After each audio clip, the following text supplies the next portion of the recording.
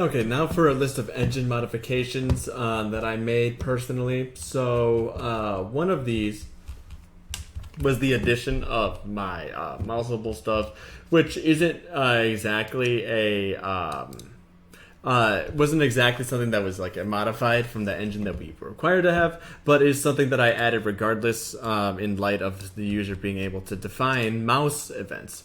And then now for an actual modification, I added just a method for the user to add their own custom commands. And I thought that this was like a good thing to add because I mean we already have a command queue, like a command system. So if the user wanted to like create their own things, then they can. And I actually did that with my targeting system. So if I go over here into the event listeners, listener managers, and then target listeners. So over here in target commands, the targeter can submit and deregistration and registration of targets. And this go back and they do the deregister and register targeter. So I mean this is just this is a logical thing because detargeting can happen. You know, things can happen back and forth very quickly. There's some situations where a force is necessary.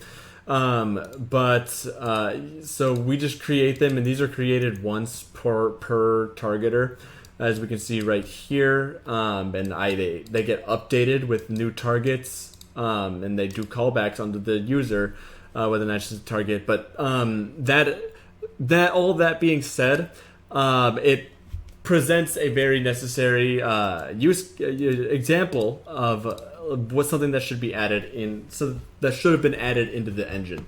It's just custom commands. And then I added a skybox class, and this is just to provide something for the user to have a single face or multi-face if they want a seamless texture or a multiple texture with a cube. And this has this is registered for drawing, not for drawable or collidable or anything else unnecessary. It just has some functions to put a skybox there, give it a texture, and set it to Y position depending on whatever they'd want for that. So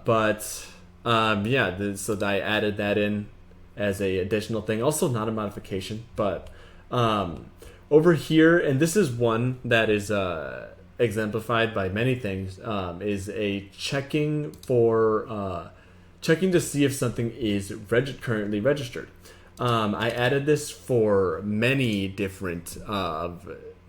the classes. So if I go over into updatable, for example, it just checks if it's registered. And this I found to be extremely necessary.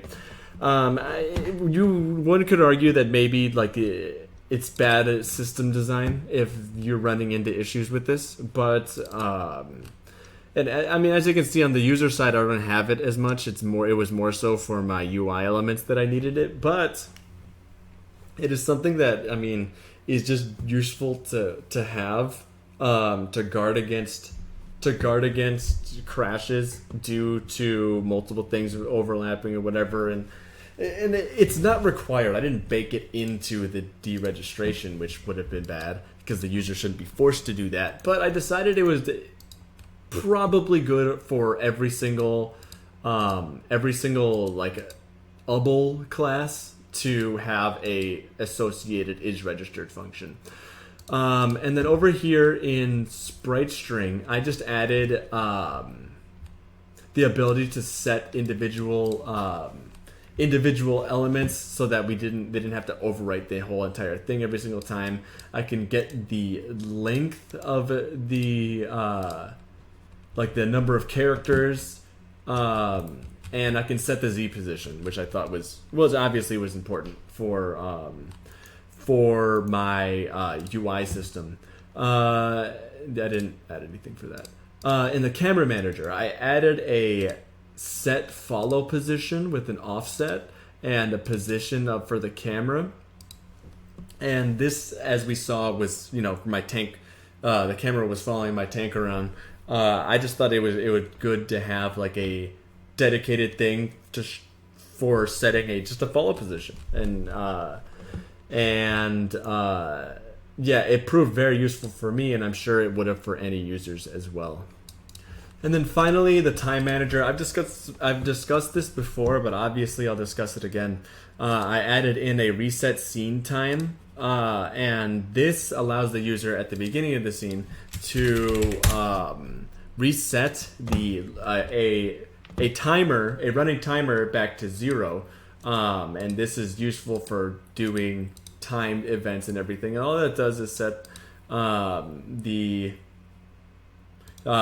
current scene time to match, to add a certain time, within the scenes, the time processing, and then whenever they get the scene time, it just subtracts that from the current time in the engine, and this allows for it to work alongside the freeze frame and everything. So I mean, if we wanted to see that.